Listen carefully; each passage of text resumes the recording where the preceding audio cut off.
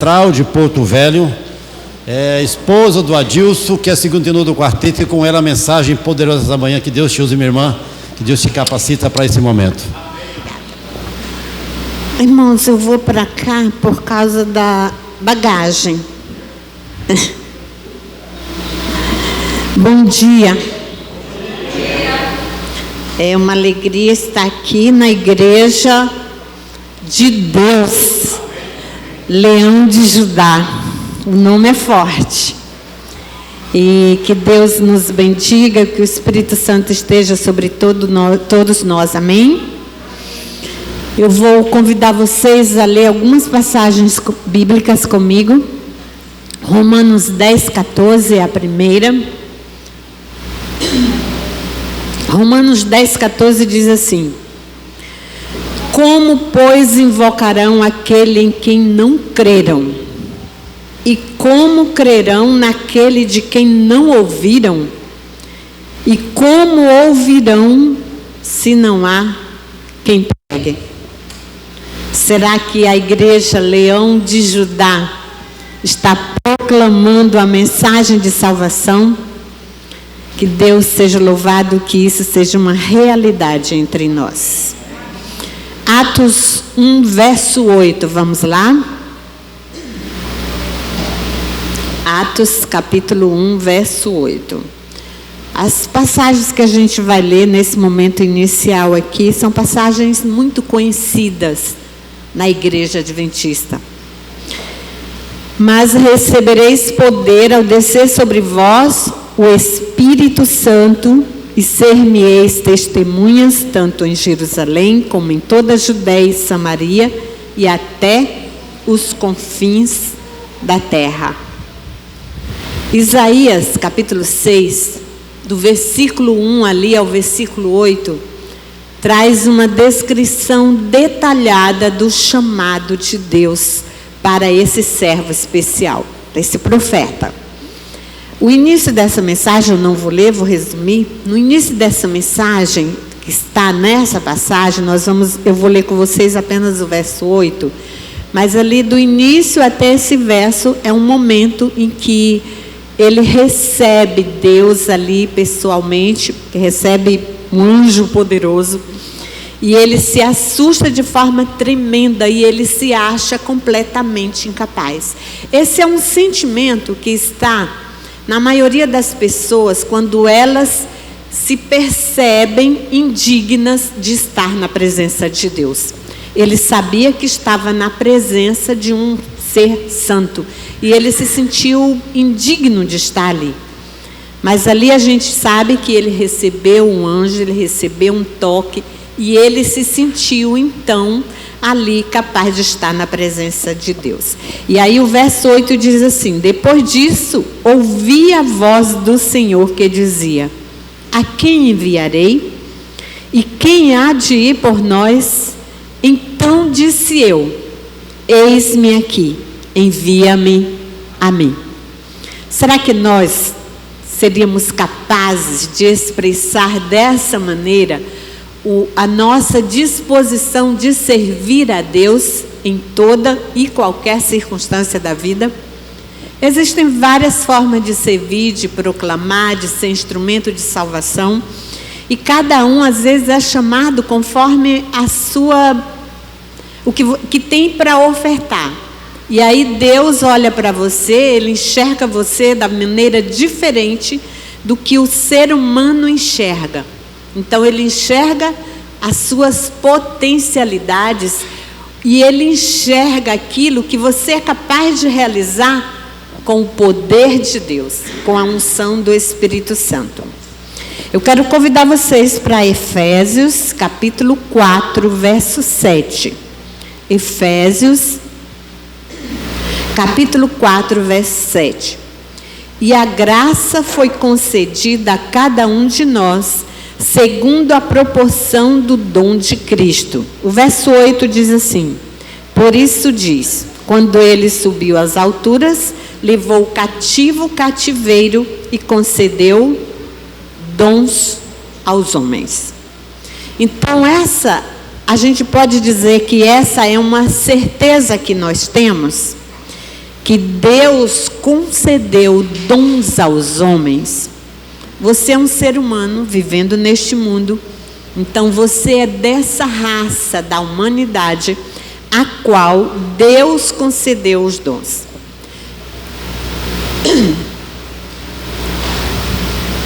Hoje nós vimos na programação inicial desse dia e até aqui um grupo de 5 homens cantando, né? Quando a gente ouve pessoas cantando, a gente viu nos momentos de louvor também outros talentos para a música, e a gente identifica muito claramente quando alguém tem esse dom para a música, para cantar. O irmão cantou aqui, foi tão agradável, a gente ouviu você conduzindo a lição, e a gente ouviu tua voz, mas a voz que canta, às vezes a voz que fala e que é agradável de ouvir, nem sempre é agradável. Não soa agradável quando a pessoa canta. E você expressou 2 talentos hoje aqui. Parabéns. Você está usando para a honra e glória de Deus.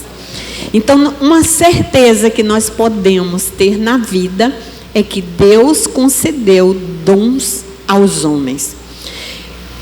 E quando nós pensamos dons, alguns dons eles vêm realmente assim, eu tenho uma característica aqui vocal, e tenho exercício, e tenho todo um trabalho que é desenvolvido através do exercício das minhas cordas vocais, que podem expressar um louvor que é maravilhoso de ouvir.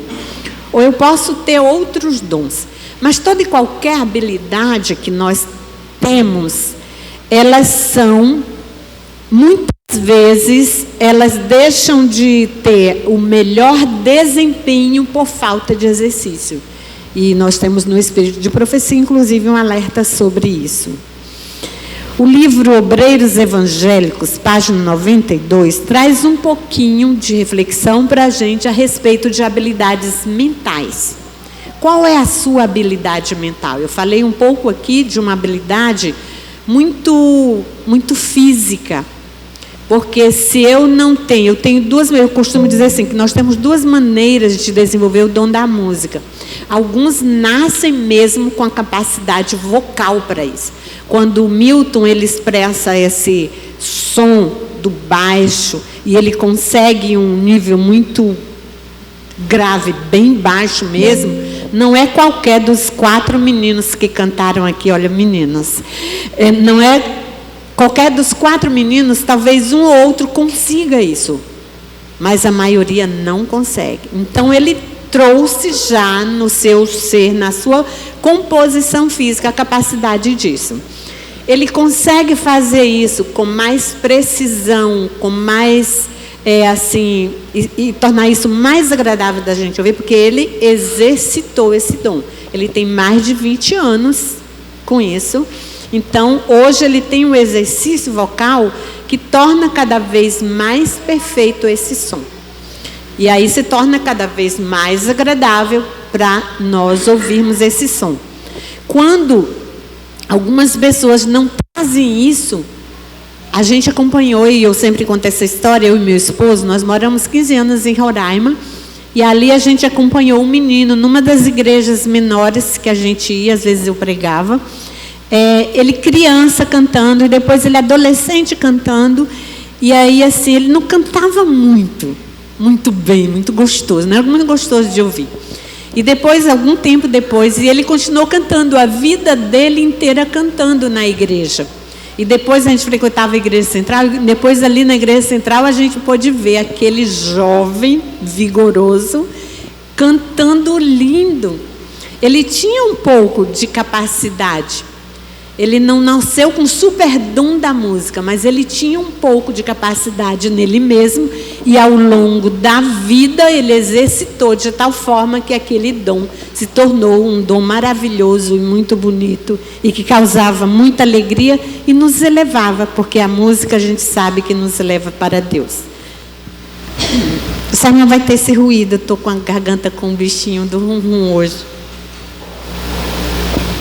Mas o livro Obreiros Evangélicos, nessa página, diz assim: a causa de Deus está sofrendo por falta de obreiros de entendimento e de capacidade mental.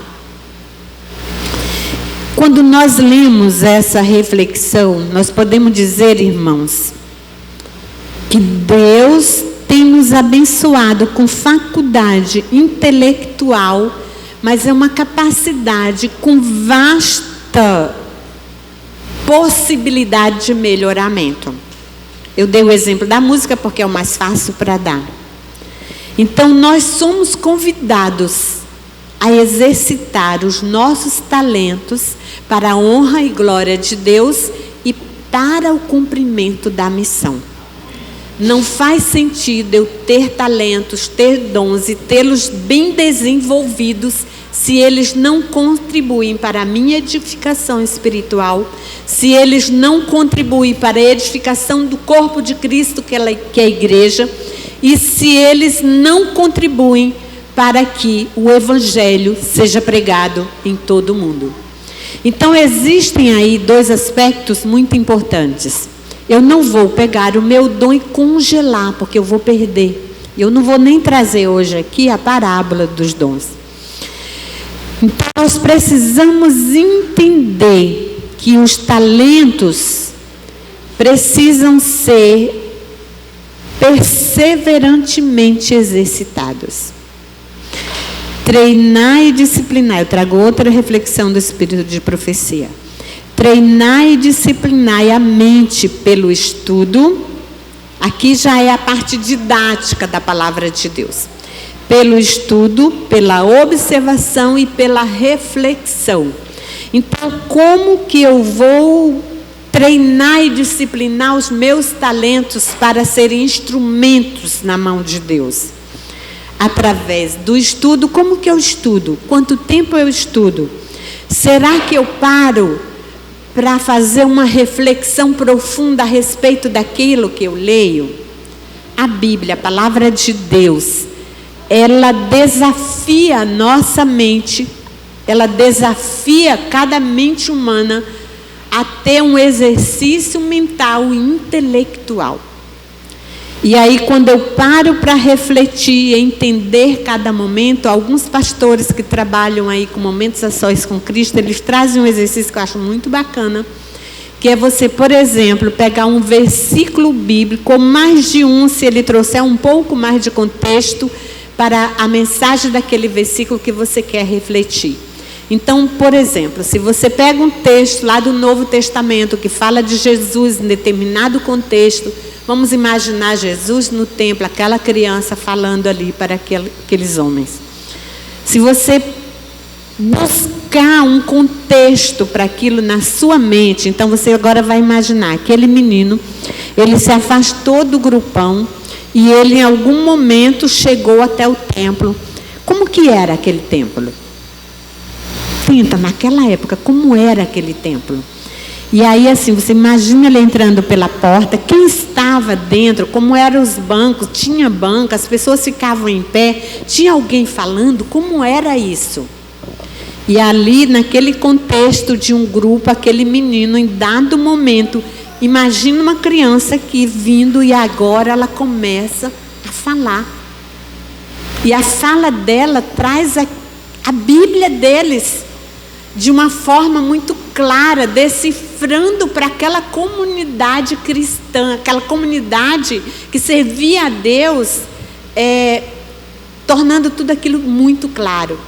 E aí quando você lê essa passagem sobre aquele menino e você começa a refletir, e agora você para na plateia que estava ouvindo aquele menino, imagina um erudito da lei, uma pessoa que tem lá o pós-doutorado na lei, ouvindo aquela criança, aquele garoto.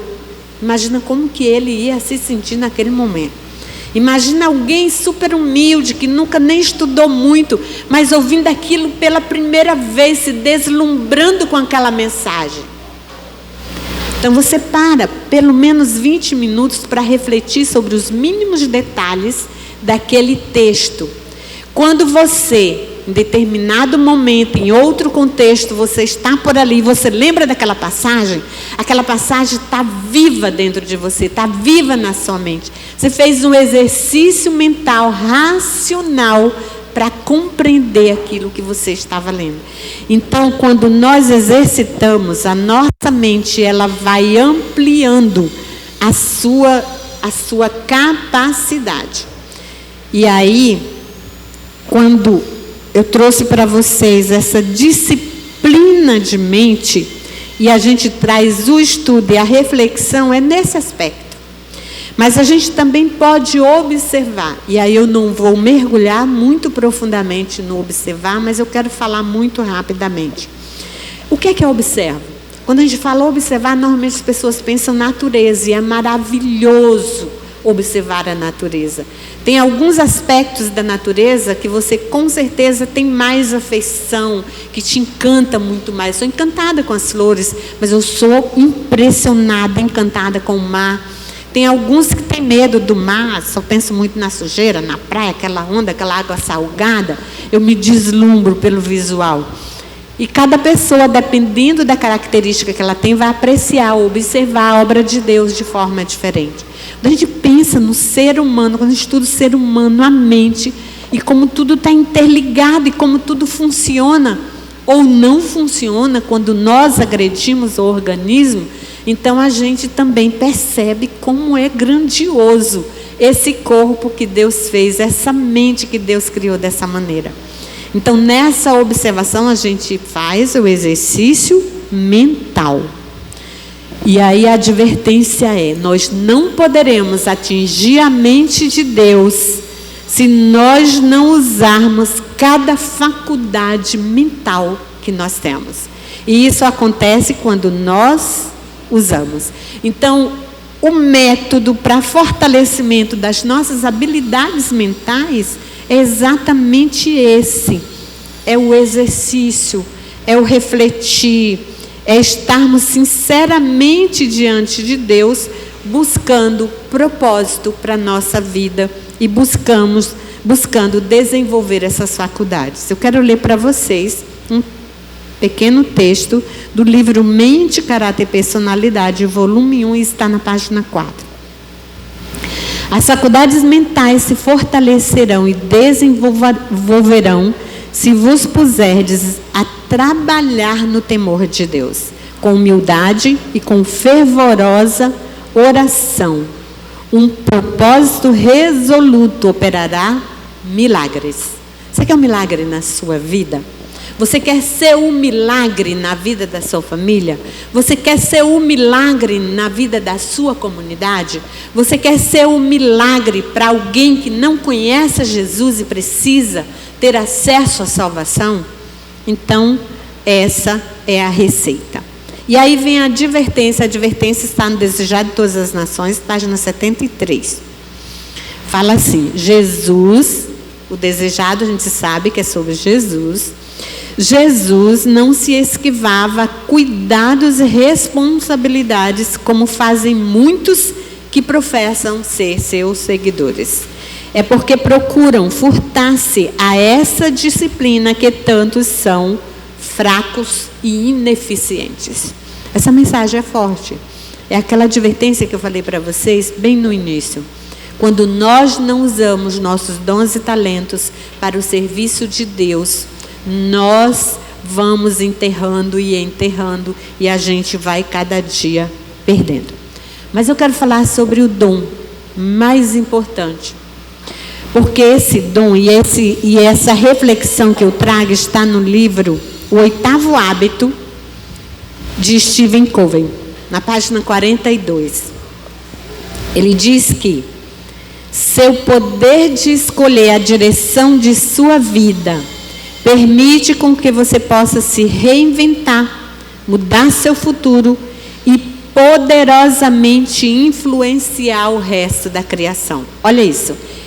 Poderosamente influenciar o resto da criação. E aqui vem o mais importante. É o dom que tem o poder de dar todos os outros dons, não importa qual é o seu dom. É o dom que tem o poder de dar a todos os outros dons a capacidade de serem usados. É o dom que nos capacita a elevar nossa vida para níveis cada vez mais altos e elevados. Esse autor, ele escreveu para as pessoas, para que as pessoas vivam com propósito, para que as pessoas busquem sentido na vida. Mas aqui eu trago para que nós entendamos que esse é um poder incrível e um dom incrível. Eu tenho uma capacidade, Deus me criou com essa capacidade. Eu posso escolher todos os dias, enquanto tenho vida, eu posso escolher. Então eu posso escolher usar os outros dons, exercitar os outros dons, exercitar minha mente para que cada dia ela seja mais semelhante à mente de Deus. E sabe uma notícia muito boa? Quando nós exercitamos dessa maneira nossa capacidade intelectual desenvolvida com a Bíblia, com a oração, com a reflexão, eu vou ter um desempenho intelectual muito melhor em todo e qualquer contexto, porque a minha mente foi exercitada e ela alcançou uma amplidão um pouco maior do que eu tinha. Êxodo capítulo 18, nós vamos ler o verso 21, mas eu vou trazer, eu acho que quando se fala Êxodo 18, alguns já vão remeter à história e a qual ela está se tratando aqui. Essa é a história de um momento de vida de Moisés, ainda ali quando eles estavam no percurso para a terra prometida, onde eles tinham uma tenda, viviam em tendas, e naquela circunstância especial ele recebeu o seu sogro. Ainda bem que só fala mal da sogra, não falo do sogro. Então essa visita com certeza foi agradável para Moisés. E ela foi muito mais agradável para Moisés, por quê? Porque o sogro levou a família de Moisés. Ele estava bastante tempo longe da família e agora ele pôde ter um reencontro maravilhoso com sua família e com o sogro, que era um amigo que ele havia feito ali no tempo de peregrinação em outras terras. Naquela circunstância, Moisés, o homem que falava diretamente com Deus, ele tinha contato direto com Deus, um privilégio incrível. E aí ele era o líder do povo, ele era aquela pessoa que ouvia de Deus e levava para o povo. E aquele povo já era enorme quando saiu do Egito. E aquele povo vai se multiplicando. E naquela circunstância especial ali, aquele povo era um grande povo.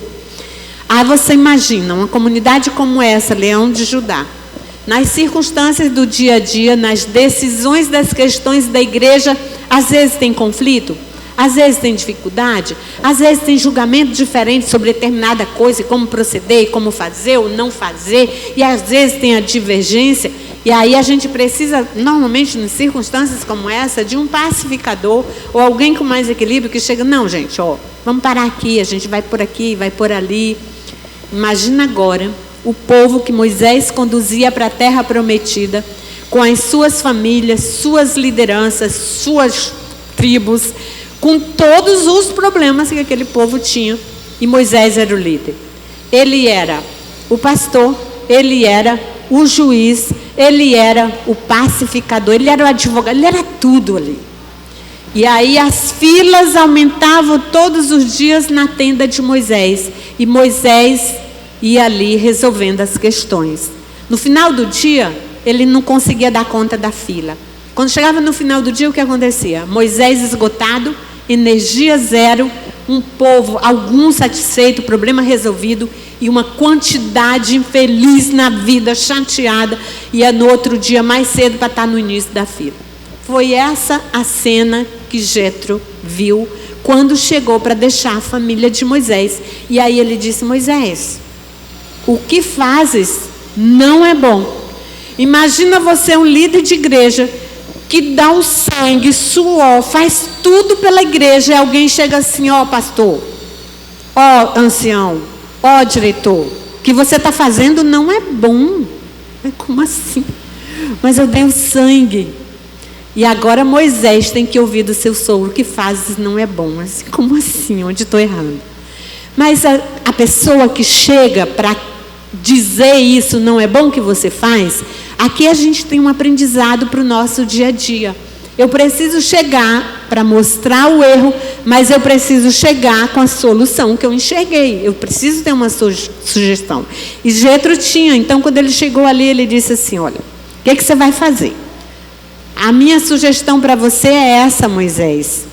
Você vai dividir o grupo, você vai criar lideranças, grupo para dirigir 100, um líder para 100, um líder para 50, um líder para 10. E aí começou o primeiro clube de desbravadores, com 10 pessoas.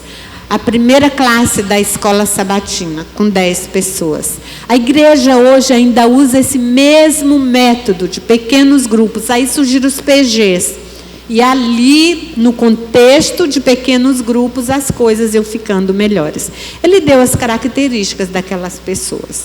Então, Êxodo 18, 21, diz assim, procura dentre o povo. E eu quero que vocês reforcem muito nas suas memórias essa frase. Procura dentre o povo. Quais são as características daqueles líderes que ele deveria procurar?